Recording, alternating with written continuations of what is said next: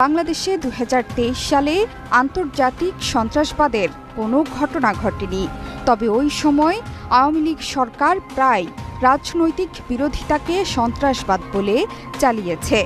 গেল বছর সন্ত্রাসবাদ ও এর প্রতিরোধে আওয়ামী লীগ সরকারের তৎপরতা নিয়ে প্রতিবেদনে এমন তথ্য দিল মার্কিন যুক্তরাষ্ট্র। প্রতিবেদনে বিগত সরকারের আমলে বাংলাদেশের নিরাপত্তা বাহিনীর কিছু অংশের বিরুদ্ধে বিচার বহির্ভূত হত্যাকাণ্ডের অভিযোগও উঠে এসেছে। এমনকি উল্লেখ করা হয়েছে মানবাধিকার লঙ্ঘনের ঘটনাও।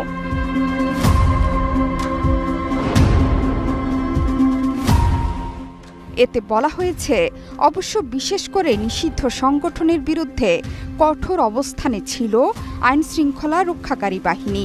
সেই সাথে ২০২৩ সালে পার্বত্য চট্টগ্রাম অঞ্চলের সশস্ত্র গোষ্ঠী কুকি চীন